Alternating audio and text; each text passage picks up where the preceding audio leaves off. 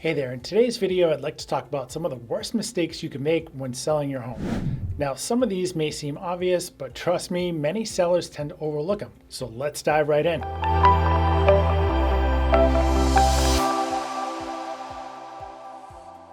Hey, Andy Moss here. The reason I put this list together today is because I see so many homeowners or heirs of an estate that mistakenly don't take a little bit of time, elbow grease, and maybe a little bit of money to fix little things in their home to present it in a better light to potential buyers so they can sell the house fast and for the most money possible. Or, just as bad, and this is for another video, homeowners or heirs will spend way too much money or time on a property before getting it listed and sold. If you know that you need to do additional work but don't know where to start or are feeling overwhelmed by it, leave a comment below or reach out to us directly. All right, so let's dive into these mistakes. Number one is overpricing or mispricing your property.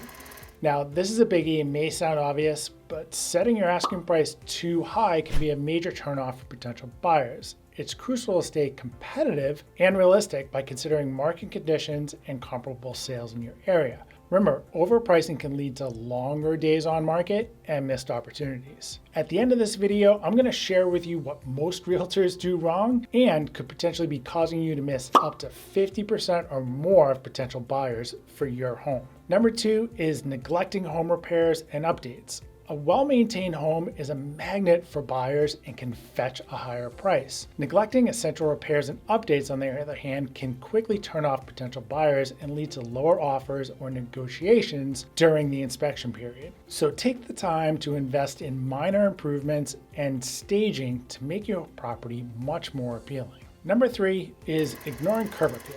They say that first impressions matter, and it couldn't be truer for selling homes. Neglecting your home's curb appeal can make it challenging to attract potential buyers. However, don't fret. Simple landscaping, fresh paint, and a tidy exterior can work wonders in creating that positive initial impression. Quick trip to Home Depot for some seasonal flowers and maybe a house wash spray can work wonders. And if the roof is looking a little dingy, you can look into a soft wash, never power wash your roof, or some sort of roof rejuvenation that will provide a transferable warranty. Number four is failing to stage your home. Now, this one's a game changer. Home staging allows buyers to visualize themselves living in your space. So say goodbye to cluttered interiors or overly personalized rooms. Consider professional staging or decluttering to create a warm and inviting ambiance. If the house is completely empty, consider staging a few rooms and then doing virtual staging for the photography. Number five is inadequate marketing. Marketing, the key to reaching a vast audience of potential buyers. Don't underestimate the power of high quality listing photos, virtual tours, and building a strong online presence for your property. If you're unsure about how to tackle this, teaming up with an experienced real estate agent can make all the difference. Number six is being uncooperative during showings. Remember, accommodating potential buyers and their agents is crucial. Now, there is a balance to strike here, but limiting showing times or being inflexible can instantly discourage buyers from taking your home seriously. So try to be as flexible as possible when it comes to scheduling showings. There is a balance, as I said, so you want to make sure that you're working with your agent to create some sort of demand and scarcity while still allowing potential buyers access to the home. Number seven is neglecting home inspection preparations. Let's face it, home inspections are an integral part of real estate transactions. Failing to address known issues or not preparing your home for inspection can lead to complications and negotiations down the road. It's always best to tackle these concerns up front. Consider doing a pre-listing inspection. Then when it comes time to talk offers, contingency periods, you're well armed ahead of time for those negotiations. Number eight is handling negotiations and doing it emotionally. Selling your home can be an emotional roller coaster, but when it comes to negotiations, it's crucial that you keep a cool head. Trust your real estate agent to handle negotiations professionally and with your best interests in mind. It'll lead to more favorable outcomes, I promise. And finally, number nine is ignoring feedback and market signals. Pay attention to the feedback you receive from potential buyers and keep a pulse on the local market. This valuable information can guide you in making necessary adjustments to ensure a successful sale. Your agent should be giving you feedback weekly at a minimum and keeping you subscribed to the local market listings so you can keep your eye on what's happening in your market. Lastly, let's dive into that pricing strategy that most sellers and realtors miss that could potentially be causing you half of the buyers on the market. All right, so here I want to talk about one of the strategies that we use when we're looking to market a home. And one of the really most important part is the overall pricing strategy, as we talked about in the beginning of the video.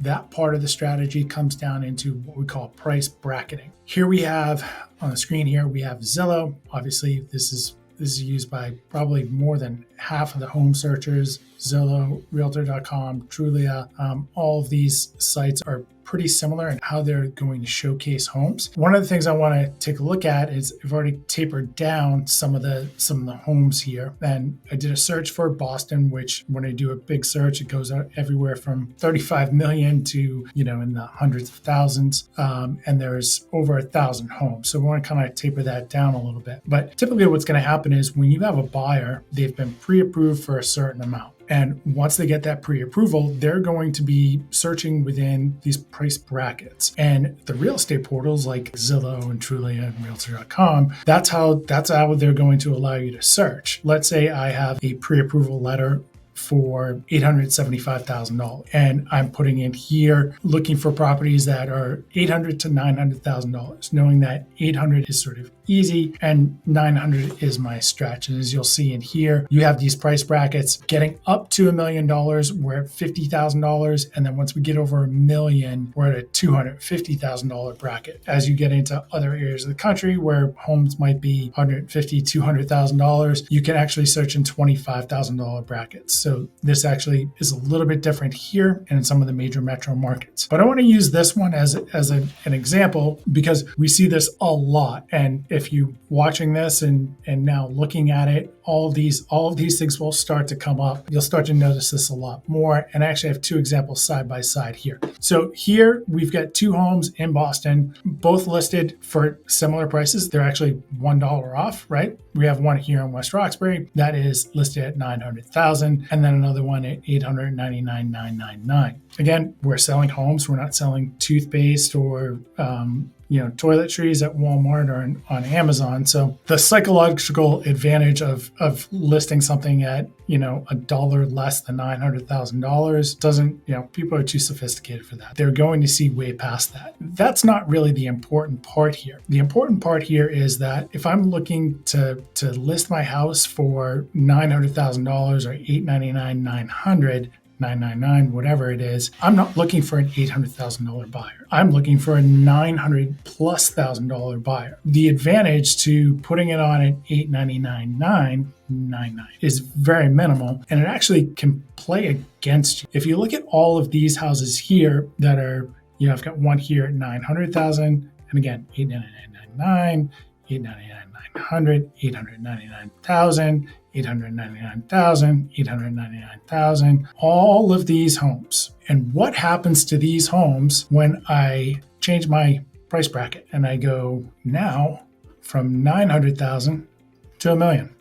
As you remember, we had these homes picked up initially. This house, priced properly, is showing up to not only those that are looking from $800,000 to $900,000, but it's also showing up for those home buyers that are looking from $900,000 up. Every other house that was listed at $899,999, $899,999, all of those are gone. Where I'd said that, at the beginning of the video, I said you could be losing potentially 50% of your buyers. It could actually even be worse than that, because if you're looking for a $900,000+ buyer, you're not showing up at all. So you're not even showing up to the buyers that you want. You're actually showing up to the buyers that are really going to be stretching to try and buy. Now, obviously, I'm taking this into an extreme. We have to take into account that, people may search in wider ranges, but if I want to take advantage of getting the most amount of eyes onto the most amount of people, I need to make sure that I'm properly pricing the house when I put it on the market.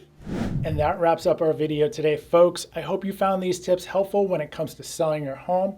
If you did, don't forget to hit that like button, subscribe to our channel for more real estate insights, and as always, leave any questions or comments below. Until next time, happy selling.